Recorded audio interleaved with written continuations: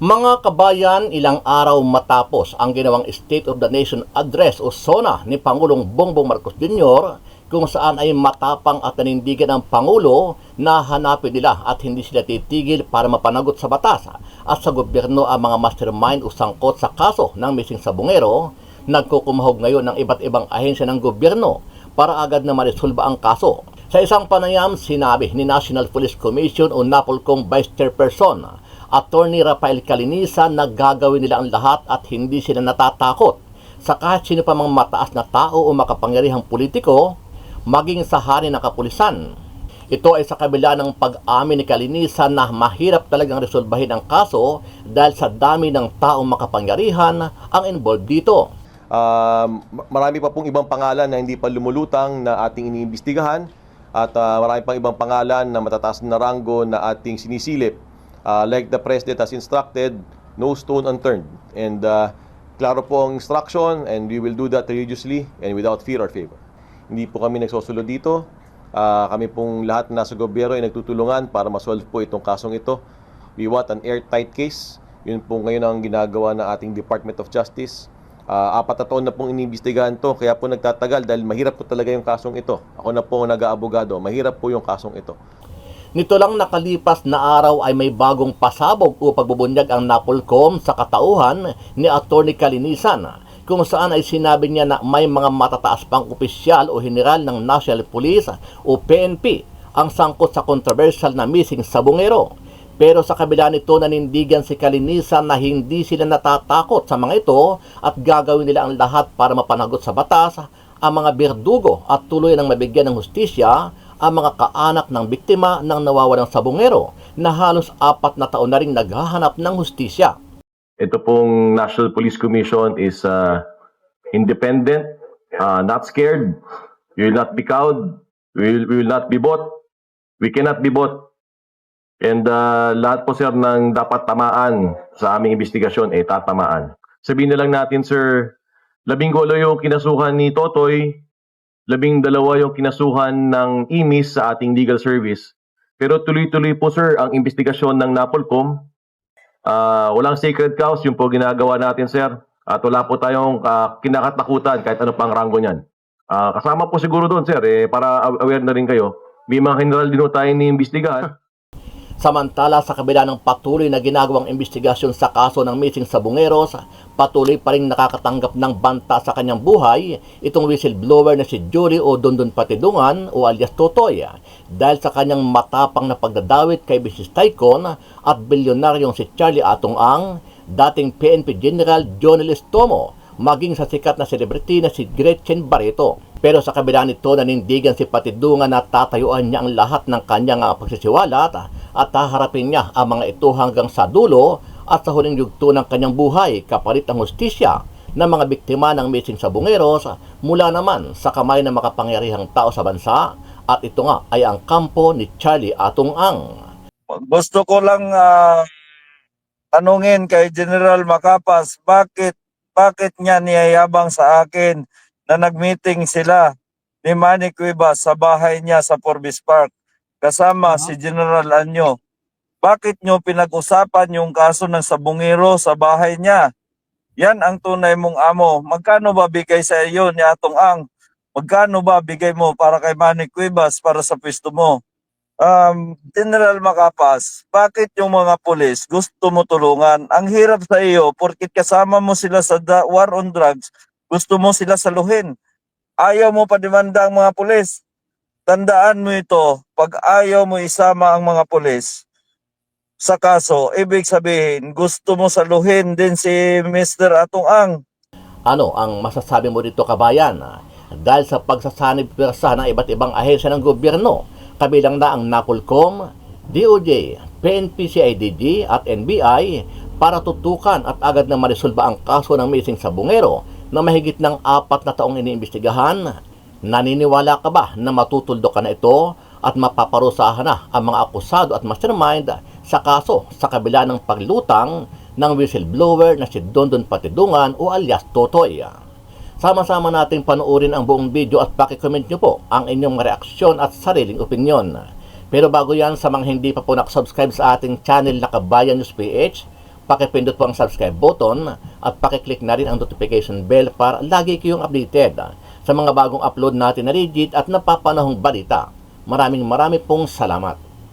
Noong Lunes, inilagay na sa preventive suspension ang 12 pulis na kinabibilangan ng isang police colonel, police major, police lieutenant, police executive master sergeant, police chief master sergeant, 3 police staff master sergeant, 3 police staff sergeant at isang korporal.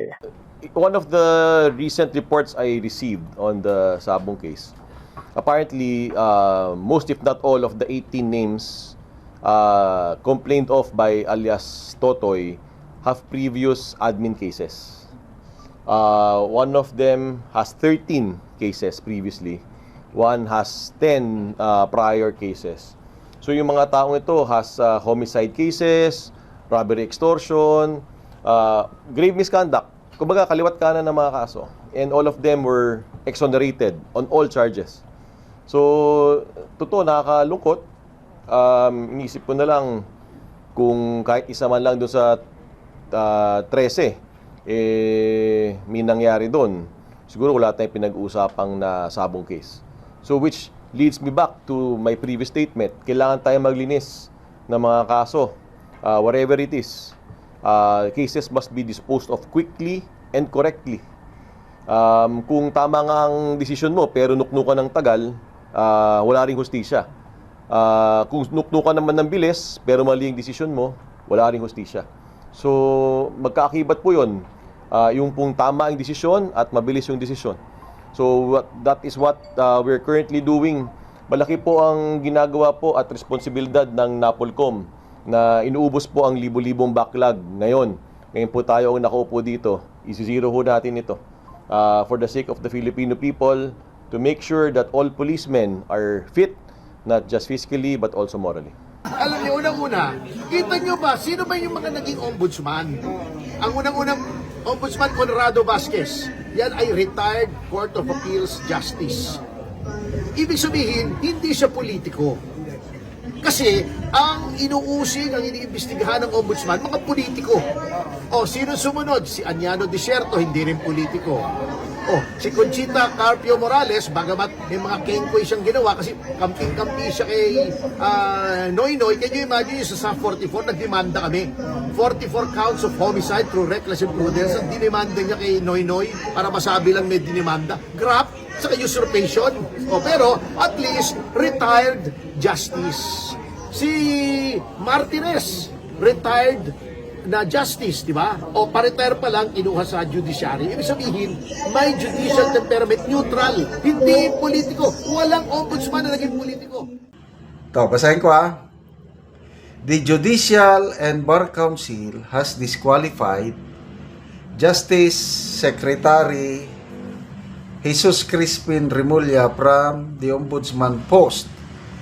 A source with knowledge of the matter told abogado.com PH on Friday. So, source lang ito Hindi pa, what do I say?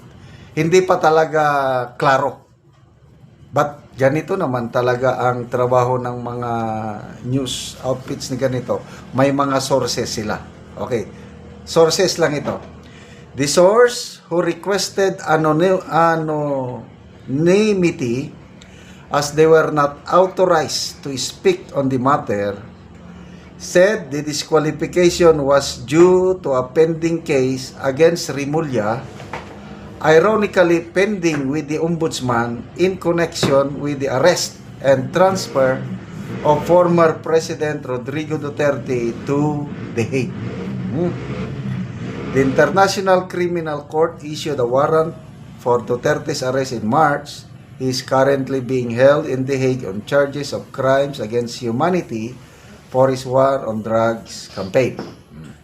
According to the source, Philippine Charity Sweepstakes Office Chair Felix Reyes was also disqualified from the race. Reyes is reportedly facing accusations of fixing cases for businessman Charlie Atong Ang, who is implicated in the disappearance of 34 cockfighting enthusiasts. He vehemently denied the charge. Following his disqualification, Remulla reportedly informed officials at the Department of Justice that he was no longer a candidate for the ombudsman position. Bakit siya na-disqualify? Dahil sa kaso niya sa ombudsman, yung isinampa ng Foreign Relations Committee ni Senator Amy Marcos. So, granting na totoo ito, ako, mas lalo akong magpasalamat kay Senator Amy Marcos.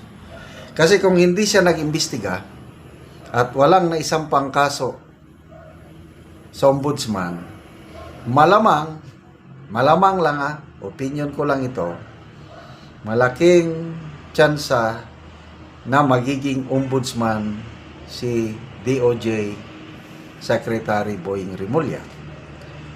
At kung magiging ombudsman siya, nako,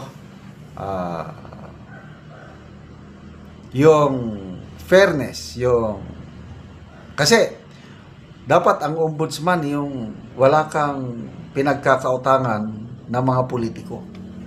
Example, sina Ombudsman Martires, through and through, ang kanyang karir nasa judiciary lang. Wala siyang sa politiko.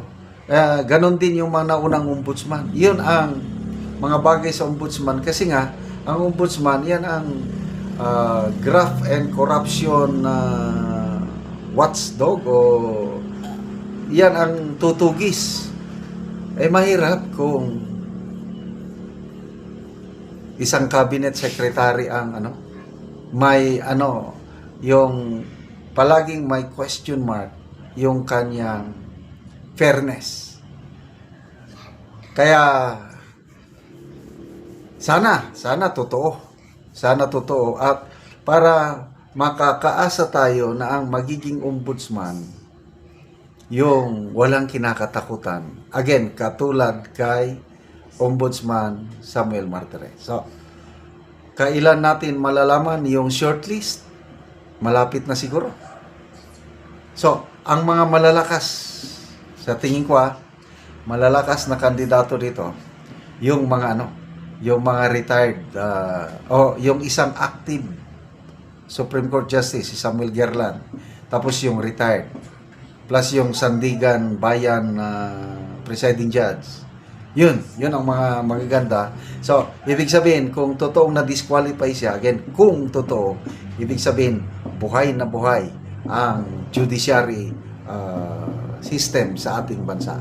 Salamat sa Judicial Bar Council ng ating bansa. Nais ko pong magpatawag ng isang agarang investigasyon at maipatawag po ang mga opisyal po, ang local government unit, ang Department of Environment Natural Resources, ang MGB, ang Mines and Geosciences Bureau, pati na ang LGU, para malaman po natin kung may mga minahan nga po na dahilan ng pagbaha na ito. Pero sa pagkakaalam ko po, Mr. President, mahal na Pangulo, 3 lang po ang minahan doon. Isa pong illegal, 2 illegal.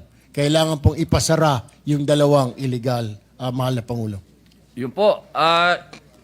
Meron po kasi tayong mga sinagawang investigasyon dahil tayo po ang namumuno na ang komite patungkol po sa indigenous communities.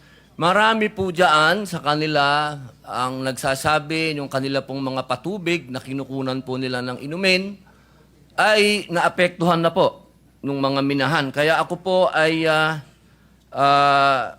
sumasaludo at sumusuporta po sa inyong gagawing investigasyon at hinihingi ko po sana na kapag ito po ay isinagawa ay mapunta rin po sa ating komite para tayo po ay personal na makapunta po dahil tayo po ang tagapangulo ng indigenous communities dahil matagal na po itong reklamo aming mahal na senador na totoo po na talagang yung kanilang tubig doon ay nahaluan na ng kung ano mang chemical ang ginagamit po sa minahan. Yun lamang po. Maraming salamat po sa inyo. Maraming salamat po, Senator Robin Hood Padilla.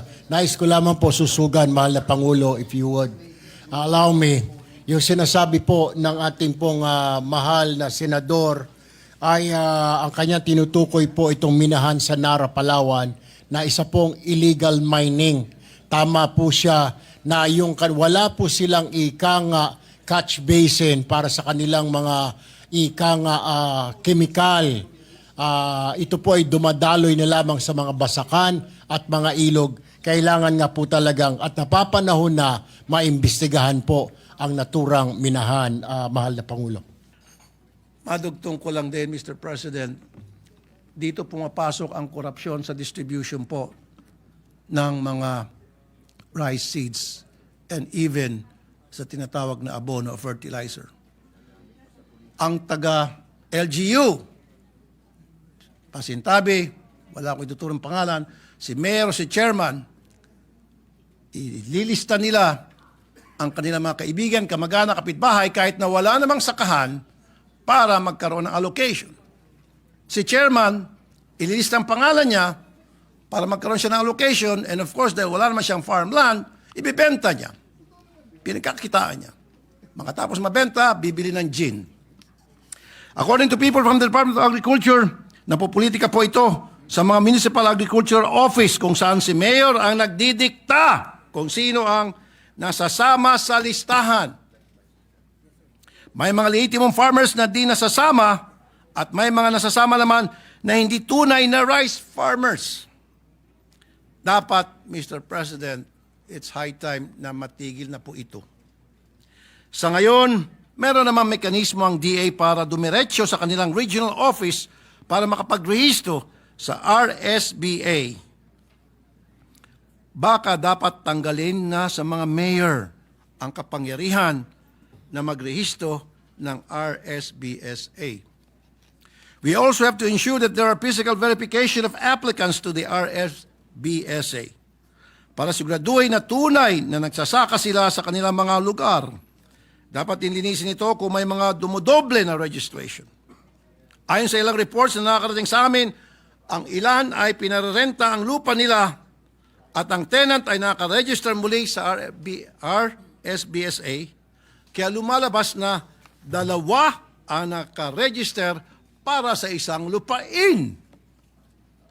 At paano kung naibenta na o namatay ang farmer na may-ari ng lupa? May paraan ba para malaman kung dapat natanggalin sa registry?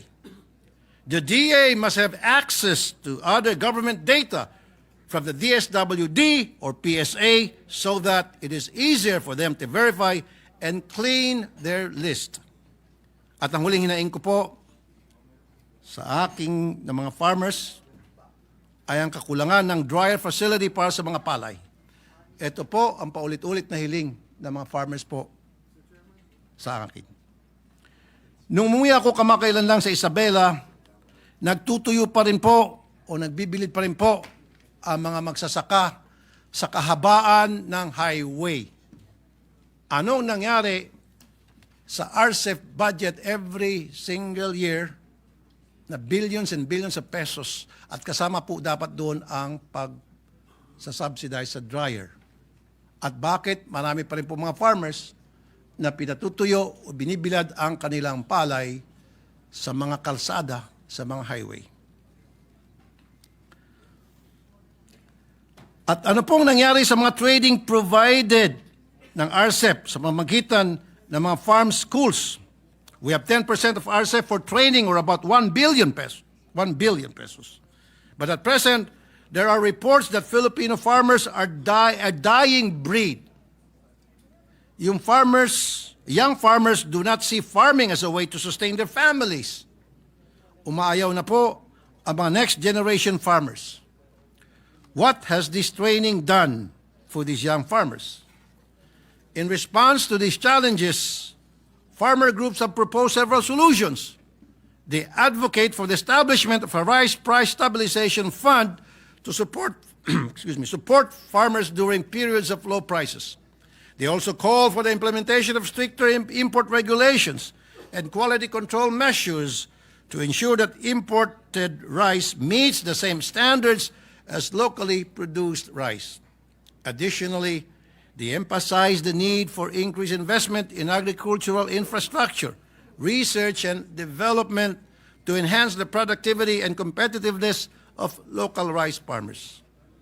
On the other hand, President, Bongbong Marcos to the Department of Agriculture, Secretary Francisco Chu Laurel, excuse me, has been calling for stronger regulatory powers to the NFA so that it can intervene in the market by releasing and selling rice stocks to the public.